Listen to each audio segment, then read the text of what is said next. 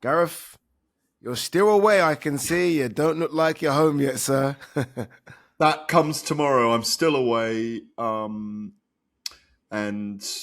begin in earnest on talkSPORT on Saturday night in person. And then obviously we've got Moses Itauma, we've got Shaka Stevenson, we've got and Teo Lopez, we've got Adam Naseem fighting against Lemos. We've got an incredibly busy year. Nick Ball after that, so it's time to get going after what was a very, very busy end to 2025. But I will be back with you in person very soon, my friend. How about you?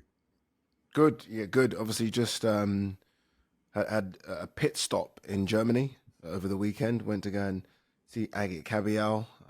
Didn't know what to expect, really. Obviously, look, I mean, you've covered German boxing for a long time when it was as big as anything, when there were so many superstars. That all died down about a decade ago. So I went over there with not low expectations, but maybe no expectations, and I was blown away by what I saw.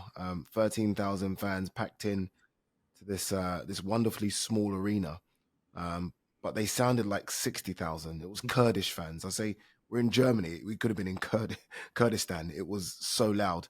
It was good to see boxing back in Germany. I've always said this. I think boxing is a worldwide sport. It can't just be limited to the UK, US, and Saudi. Let's spread it out. And I think over the last couple of years, we've seen big events in Japan. We've seen events start to birth in Africa. Australia's now become something. Mexico's always been stuff. So it was good to go to somewhere different and sample another atmosphere. So, yeah, German boxing, I think, back, or at least we hope it's back. Look, again, you've done so many German fights. I mean, you remember the Felix Sturms, Van Otka, Arthur Abraham, Marco Huck. Obviously, the Klitschko's not German, but adopted Germans, if you like. It is good, isn't it, to see German boxing back? Oh, it's amazing. The trips to Hamburg, to Dusseldorf, even going back as far as Zinan Zamel Zam against Wow. people like Matt Skelton and Danny Williams, going back a really long time. I'm talking late 90s now even.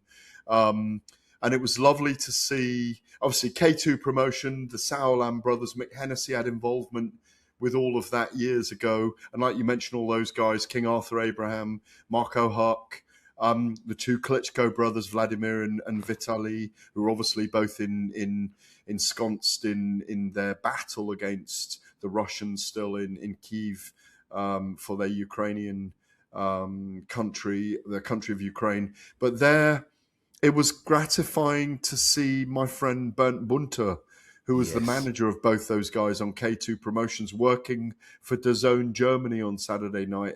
We had an amazing time over there.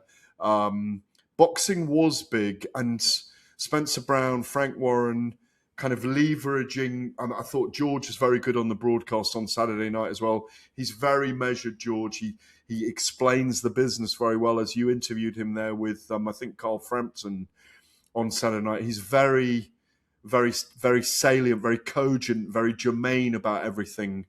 He's a promoter, but he doesn't exaggerate things. And I think when they sold out that 13,000 arena, Agit was really, really happy about it. And I think it was a really good card. I watched it from top to bottom. I really enjoyed it. Yeah, it was a great card. We'll get to that. We'll get to what that means for Agit Kabayel. Does it open the door for Oleksandr Usyk? But let's start in New York. Dalton Smith, we spoke about the start to the year and what the year could bring for world boxing, let alone British boxing. Dalton Smith, the newest British champion, an incredible away win in the Barclays against Subriel Matias. I mean, it could have been in Puerto Rico because it was a 90-10 split in terms of fans. And he went over there and, he didn't nick a points decision, didn't go, to the judges. He just said, no, we're going to win this by knockout. And he knocked out the bully in Subriel Matias. I mean, we've had some incredible away wins for British boxers. I think of Kell Brook because of that Sheffield relationship, what he did with Sean Porter. But this has to be right up there. To go away from home and knock out Subriel Matias is an incredible win for Dalton Smith. It is, definitely. And someone corrected me last week, and my words were wrong on Subriel Matias. I mentioned that he was undefeated. He wasn't, obviously. I know he was defeated twice, but what I meant was he's got 23 victories and 21 of those by knockout. And a very, very dangerous fighter, fights like a zombie. But the fact he fought like that and has fought like that for a long time made me feel that Dalton could take it to him. He's looked very, very strong, physically strong. I remember having breakfast with him around the corner from Borough Market about a year ago and saying to him, seeing him physically, and had not seen him for a few months, and he's definitely grown into a man. And I mean that under his father, Grant. And I've described it to you before. I see him as a man with two axes in his hands. And I knew that he would have to do that. He was definitely in the roughest fight of his career. But he, as you say, he bashed the bully. He said, come on, I'm going to take you on. I'm bringing it to you straight away. Subriel Matiz de Puerto Rico is a very easy guy to hit. And that's what he did. He bashed up the zombie, chopped him down, and the finish was just incredible. I thought it was a good stoppage. I thought he was wobbled and hurt. People might argue with it. People have argued over the fact that Matiz was coming back into the fight in the fourth round. Yes, he was to a certain extent, but Dalton proved that he is clearly world class. I love the joy of his father. I love the joy of Eddie Hearn. Congratulations, Dalton Smith. You proved we all had faith in you, and you proved we were right to do so, and you did a brilliant job. It was a great performance. Ken Buchanan, Lloyd Honeyghan, Tyson Fury, Cal Brook ranks with all those great performances abroad, Eddie, to win a world title. Yeah, it's right up there with those. I'm happy you kind of mentioned those names, because I think it's right in that mix. I was trying to think what's the biggest. I think everyone will still point to Lloyd Honeyghan as the one. Yeah. But this is right up there. Again, it's a tough thing to go away from home like that, especially when you've been fighting, all your 18 fights previous in the UK. You've done all your work in the UK. You've almost been sheltered, if you like.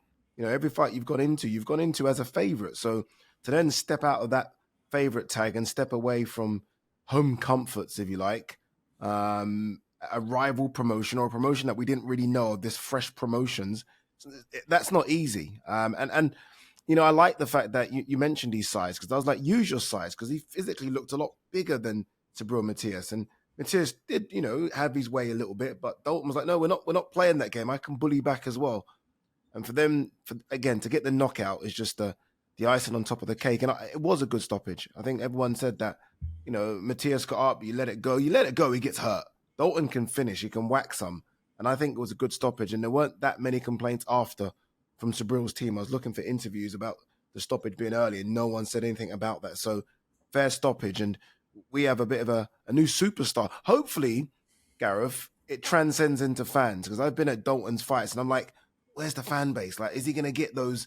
He's a big Sheffield Wednesday fan, massive football fan. I'm like, is he going to get that sort of fan base to come over? So hopefully what this does now is put a few more bums on seats for him, so we can have a new superstar over here. I don't think there's any doubt that it'll propel and project him into a bigger figure and, potentially a mainstream crossover. That's still work to be done, by the way, and Eddie Hearn needs to get in there and leverage that. Interestingly, I picked him to win on a very close points decision, but I was concerned about how the judging would go. I'm glad they went for the beat up, the stoppage, because I look back at the scorecards, and on no account did I have Matiz ahead, but one of the judges had him 3 rounds to 1 up, and I thought he was Dalton clearly 3 rounds to 1 up going into that 5th round. So we may have, I think it would have been so tight if they'd gone to 12 rounds, in my view. And I think Grant's a very smart guy. I liked to see Sonny Edwards there supporting and being resonant around them. Yeah, I do feel that a star was born. There's a lot to come from Dalton. He's a very quiet man. His father is the quiet headmaster in the gym. Everyone loves Grant. I love Grant. He's great to work with. He never exaggerates things. And I just loved it when the lid came off the top of the kettle, if you like, and he was apoplectic with joy, if you like. So it was a great moment for British boxing. Our 5th current world champion right now, of course. It is. You're right. To add to Wardley, Fabio Wardley, Nick Ball, Jazza Dickens, and Lewis Crocker. So you're right, 5 world champions, and on the female side, Lauren Price. Yeah. So we are starting finally to see us have some champions when it was only Nick Ball for a long time. I'm very happy for Grant, as you mentioned. Happy you mentioned him as well. Obviously, not just a trainer, the father, and you could see that excitement as a father, and those relationships have worked and not worked, father-son relationships in boxing. We've seen some incredible ones. We've seen some just completely break down. But what I do like about Dalton is the fact he has done it the traditional route. We don't see it as much anymore. If you're good enough, you can't sometimes jump English and British and you go straight to an international title, don't you? The fact he's gone English, British, European, Commonwealth, worlds, I think shows it works the right way because you learn, you tick off English. Okay, I'm better than English. I'll go British. Better than British. Let me test myself. You know how good you are because you're ticking the right boxes. I think a lot of our stars jump 1 or 2 ladders and then almost like the rug gets pulled from underneath them because they're not quite ready. Yeah, and he's also done junior and schoolboy as well. Yeah. So he really has done his full educations, his GCSEs, his A levels. He's just got his masters right now. And it will be fascinating because we do need to look at his future. It'll be fascinating. He's at the perfect age to be a world champion now. His best 2 or 3 years are ahead of him at 140. If he grows any more, he's going to have to go up to welterweight. But he is in a great division right now, Ade. A very exciting division where he can have 5 or 6 fights by half a row of streets in Sheffield if he's successful in them. It's a beautiful time for him. As I say, I'm made up for him. Yeah, you're right. I mean, he might not get these fights, but he's now in the picture. The winner of Teofimo Lopez, Shakur Stevenson, he's in the picture because he is a champion, right? It could be Alberto Puello next. There's so many good fights at 140, but you're right. I mean, he's a big boy. I mean, if I him and I'm looking at 147, they're not big up there. It's not like the land of the giants. Now Boots Ennis is gone. They're all 140 guys coming up, really, aren't they? I mean, Ryan Garcia is a 140 guy. Devin Haney's a 140 guy. Barrios was a 140 guy. So he might look at that and think Jack Cattrall's a 140 guy. He might look at that division and think, 1 second, you guys aren't giants. You know, maybe I can dabble in that division as well. So I think the future is really bright. Adam Azim, how far away now is Adam Azim from Dalton Smith? Or is that now become closer? Or is it further away because Dalton's now got a world title and we know Eddie and Ben aren't exactly best friends around the fire, are they? Well, I'll play that game with you first of all, but I want to play another game with you afterwards in this section. And I think you hammered me on Fabio Wardley last week, and he's probably going to prove me wrong. Adam Azim obviously fights at the end of the month against Lemos, who's Argentine, who's lost to 2 of the formidable fighters in this 10-stone division to Richardson Hitchens, and has proven that he can fight at world class. So how Adam Azim comes out of this is very important as well on January the 31st on the BBC at the Copper Box. I still feel that stylistically Adam could be a problem for Dalton and because Dalton is a power puncher who wants to have a war. So, or at least that's how I see him. Whether he can adapt and adopt his methodology is another thing, of course. And that's his ability to, or his opportunity to prove that he's elite class, not just world class. But let me play this game with you. Isaac Cruz is the interim champion. That's another great fight for him. Does he beat Adam Azim right now? Dalton Smith. Yeah. Yes. Yes, I do think I think he gets to him. I think Adam Azim has obviously youth on his side. What is he, 23? That experience Dalton has now with that big away fight.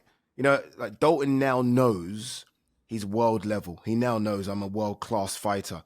I think we think Adam Azim could be that, but he doesn't know that yet because he's not been in there with world-class operators. And I just think that experience that Dalton has now, big as well. Like, been around both. Like, one looks like a 140 guy. One looks like he sweats his ass to get into 140. So I think Dalton has the size on him. Adam certainly has the speed. Punch power could be quite similar. Adam Movement. can crack a little bit. Movement. Yeah. Oh, Adam's definitely got better feet. Yeah, faster feet, faster hands. But I think Dalton might get. It's very, very, very similar to Amir Khan, Kell Brook, isn't it? Yeah, absolutely. In the Very sense of spot on. hand speed, foot speed, and one's a power puncher boxer. So very, very similar. Hopefully, it doesn't take as long to make as that did. But I would go Dalton right now. I've got one for you, a game for you very quickly then. So 5 world champions, as we said, Fabio Wardley, Nick Ball, Jazza Dickens, Dalton Smith now, and Lewis Crocker. How many more will we get this year? Who's close? That's a poser.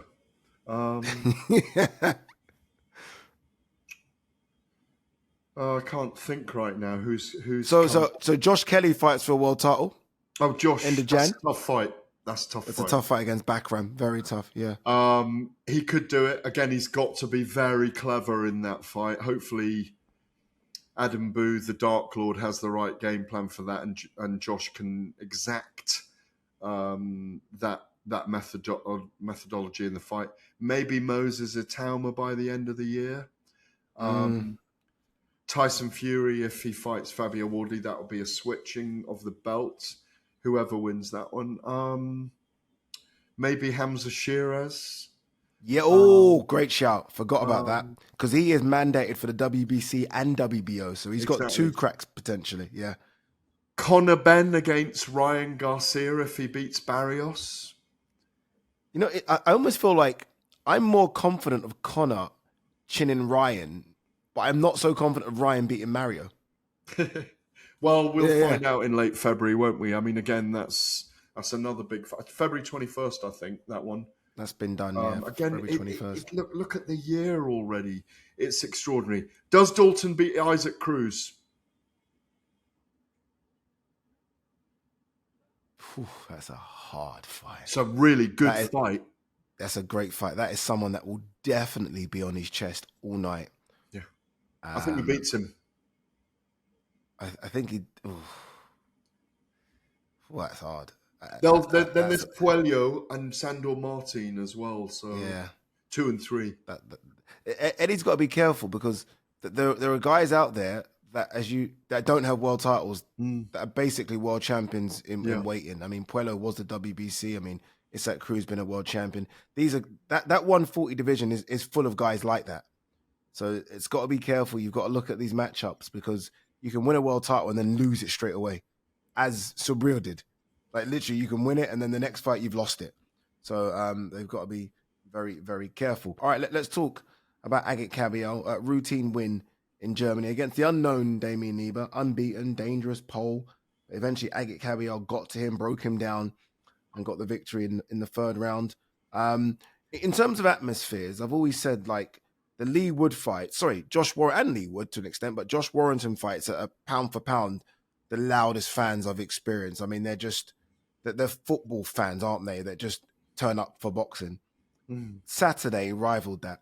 Those Kurdish fans were insane. I don't know if it's because they've been starved of boxing for nearly a decade and they were desperate for a night out. I don't know what it was, but noise-wise, even George Warren in the post-fight interview said, and look, could be a victim of the moment, but he said, this is the best atmosphere he's ever experienced at boxing.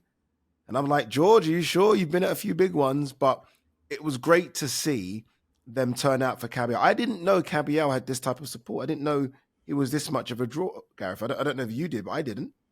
He didn't know either, I don't think. I think he's been pleasantly surprised by the outpouring of joy and support for him. And it's little wonder. I mean, the Kurdish, Turkish, Islamic, the groupings in Germany are very big, and they've always supported their fighters. Remember when Sinan Samalzam, who I mentioned earlier, he had a big following as well, and we'd go and watch him fight in Berlin or against British fighters, and there was always there's always a strong support, and I think that the local hero became a national hero on the back of Riyadh season. I mean, you look at the victories. Yeah. Stoppage of Arslanbek Makhmudov that he wasn't meant to stop. The victory over Derek Chisora way back when as well, and I think it was in Monte Carlo, I think it was. Yep. So he's fought big names already. I think it was Monte Carlo. He's fought big names already. He goes to Riyadh. He beats Arslanbek Makhmudov. He's not meant to win it. Makhmudov's a killer at the time. He stops Frank Sanchez. He stops Zhilei Zhang. Then he has to sit in abeyance almost for a year, waiting for things to happen. People want him to get that Usyk fight. They believe, we've all talked about it, his body punching is extraordinary. He didn't look at his very best on Saturday night to me. I thought he was caught a little bit early on in the fight by Niba, who put in a good performance. But once Agit warmed up and got rid of the ring rust, he just proved that he's a killer. And he didn't look in the best shape I've seen him either, if I'm being critical. Yeah, it wasn't his best, and I just wondered if he was boxing to the level and preparing to the level of his opponent. If that is Usyk, I think we know that he's in better shape. Maybe he's a few pounds lighter. That's a bet. But ultimately, he knows he's in there against, at best, a B minus C level fighter. And I think he treated him like that in the second and third rounds. It was interesting to look at ringside, and there were so many fighters there wanting that Kabayel shot. Tony Yoka was there, Okoli was there, Hrgovic was there. So he's now almost being the hunted as well. He's the hunter, but he's now almost being hunted. And I think they were pleasantly surprised by the fan base. So it's not just a case of Kabayel as an unbeaten fighter who's worthy of his shot against Oleksandr Usyk. He now brings something to the table. He's now like, oh, look what I can do. I can bring the fan base. We can sell out a stadium here. Look what I bought. I sold this place out in a week for Damien Niba, who no one knew. Yeah. Give me a big name in Germany and we will do 30 to 40,000 just like that. So I think that's why he puts himself, I think, in the perfect position for if Usyk Wilder collapses, and I'm hearing that fight has a bit of a problem, then I think Kabayel puts himself in great position for it. Well, if the WBC allow that fight to go on, I think at the moment, of all the heavyweights you mentioned there, Deontay's at 13 with the WBC right now. So it is viable for Oleksandr Usyk to have a voluntary against him. I think behind the scenes, I don't think Mauricio Suleiman has any issue with that. I'm hearing no one wants it financially. That's the risk. No one wants to put up the money for it. And it can't, like, obviously Usyk wants to go and do it in America, which basically means PBC, I guess, or one of those rogue promotions, and unless they've got 20, 30 million to spare. It's a difficult fight to sell. I think that's maybe the roadblock it's having at the moment. And if you're Turkey, your last couple of Wilder performances, you got knocked out in one and looked really bad in the other. Yeah. I mean, are you going to want to put up the money for it? So I think that's the issue with that fight now. Yeah, I mean, I remember describing the Zhilei Zhang knockout of Deontay Wilder like him being run over by a herd of wildebeest, because that's what it felt like at the time. Yeah, I just remember Zhang charging across the ring like a he looked like a herd of wildebeest while he was doing it, you know. And he it was like a cartoon. He flattened Deontay Wilder, didn't he? And they literally had to scrape him up off the canvas. I get that, and I get the fact that Usyk has been paid an enormous amount of money, and I see he stepped away from Riyadh season. Maybe he's trying to leverage with them. Like you say, if the fundamentals of the promotion don't work, we aren't going to get it. It doesn't surprise me that Lawrence Okoli was there. He's the number one challenger to Kabayel's interim title, and Usyk holding the title. And Tony Yoka's not in there at those rankings at the moment. Filip Hrgovic is at 5. So, you know, do we want to see Kabayel and Okoli? I think Kabayel wins that. But Okoli's a problem for everyone as well, in the way that he fights. And again, he's the guy with 2 bricks in his hand. That's all he is. And that's what he is. So it's a fascinating time. Moses, by the way, Itauma's number 4 right now in that division. And I see Filip Hrgovic is 5. If Itauma gets rid of Jermaine Franklin in whatever it is, 11 days' time, 12 days' time, maybe Filip Hrgovic is next for Moses, you know? Maybe Derek Chisora's next. There's there's that kind of lukewarm call out going on at the moment. The division's hotting up. It's certainly hotting up for the oncoming season. That's a perfect segue. I want to talk about Chisora. There's been a lot of talk in the last week or so. I know you had your ear to the ground about Chisora potentially fighting Fabio Wardley. And although immediately I think, danger for Chisora, I can understand why both would see that come across their table and think, okay, if you're Chisora, it's a big 50th fight. It's a world title fight. He's been screaming for a world title fight. And you get paid. We know Chisora likes his pound notes. Who doesn't, right? And if you're Fabio, again, you're looking for that big name, maybe, again, a big arena fight. As you wait for something enormous, I think Chisora almost makes sense for Fabio as well. Almost, they're clearing out the old guard, if you like. We saw Moses do it with Dillian. I have a feeling that they're going to go down that route, Fabio versus Chisora, whilst they await something else. I think Fabio Chisora is going to be made. I like it. I really like it. I like it at Portman Road. I think there'll be even more support. I like it at Portman Road when early April, maybe. Yeah. In the sunshine, Portman Road, 30,000. Let Derek walk last because it's his 50th fight. I think Fabio's a very generous character in that way. I think Fabio wins it. I think he has a few tremors along the way. Derek is ebullient as always, in there as the bully, but probably gets stopped late by Fabio. I really like it. I really, really, really like it. And I think it's the perfect way to go out. Yeah. Final points in the heavyweight division before we move on and talk a bit of Prince Naseem Hamed later. Who does Daniel Dubois fight next? I almost feel like he's out there and him against anyone is a good matchup. But I just don't feel like I see anything in terms of a name being put forward for Daniel Dubois. Who is Triple D in there with in the next 4 months? Well, it could be, again, we mentioned Fabio Wardley. It could be Fabio Wardley. It's a great fight. Massive fight. Massive fight.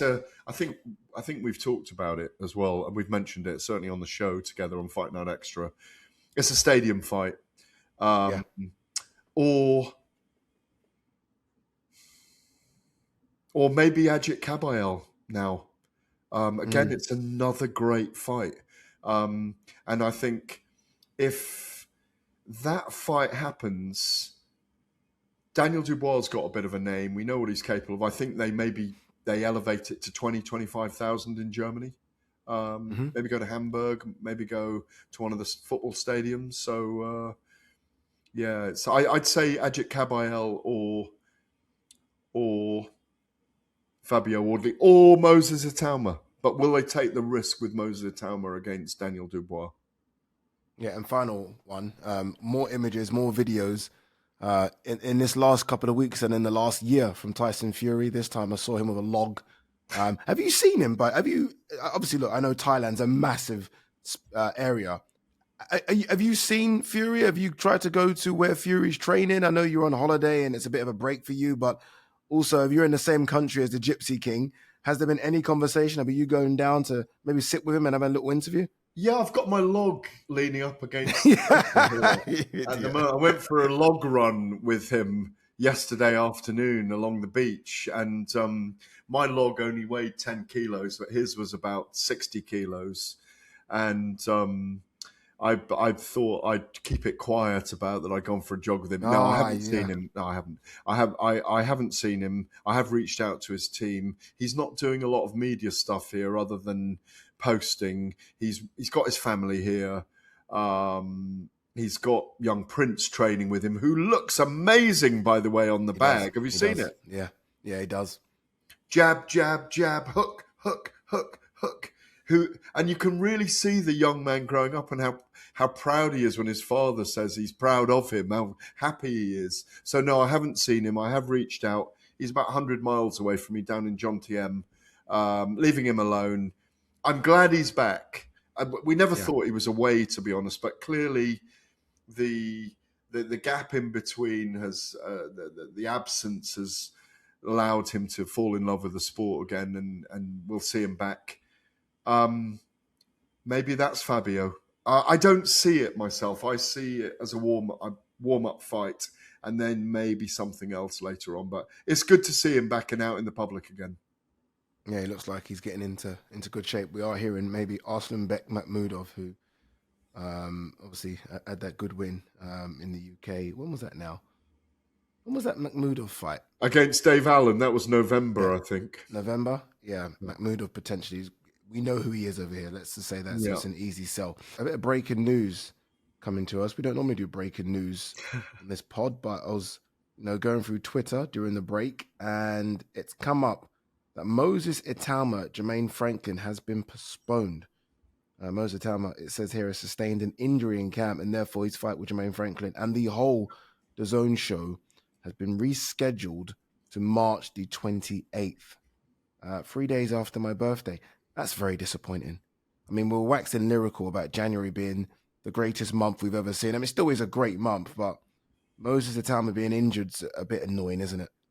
Oh, it's a real tragedy. I mean, very, very sad about that. It's a great card as well, by the way. There's some great fights on that. I was very excited about Moses getting started early in the year. I was excited about Jermaine Franklin, who's really only lost on points to two big names, Dillian White and Anthony Joshua, in the past, on points, as I say.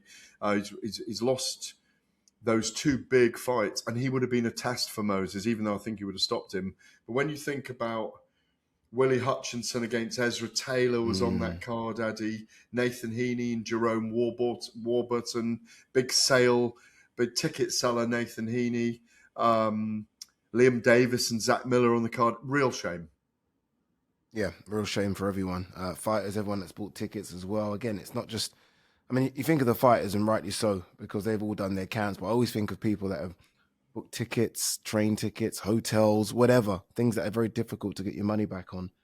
And that's a big shame. But look, January is so packed. It will be missed, but we do have still so much more to get excited and look forward to in January, including Shakur Stevenson, Teofimo Lopez, Josh Kelly trying to become a world champion. So it is a shame, but it will be rescheduled, it says here, for March the 28th. All right, let's talk Prince Naseem Hamed. His movie has been doing the rounds in the last week or so. He's been doing the rounds as well, supporting said movie.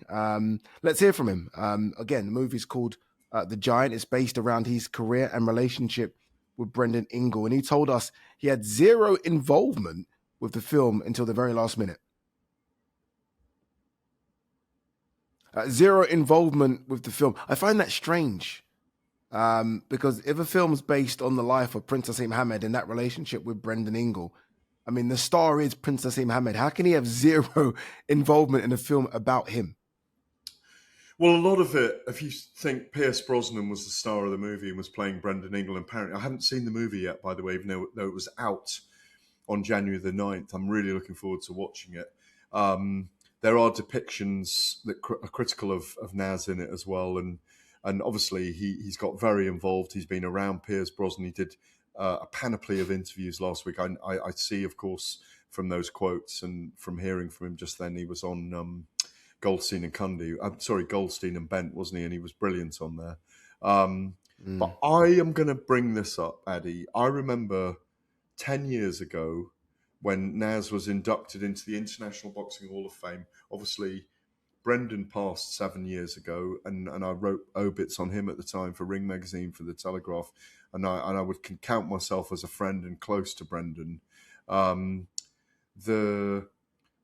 Naz was inducted into the Boxing Hall of Fame in Canastota in New York State in 2015, as a guy who broke the rules in the ring with his brilliance, tricks, ring smarts, broke the rules outside of it. I think I remember him at the time saying about his regrets at falling out with Brendan Ingle. Obviously, that was in 97, 98, and he wasn't with Brendan again, even though Brendan had him around him and had trained him and showed him the rudiments of boxing and that incredible footwork he'd had since the age of 7.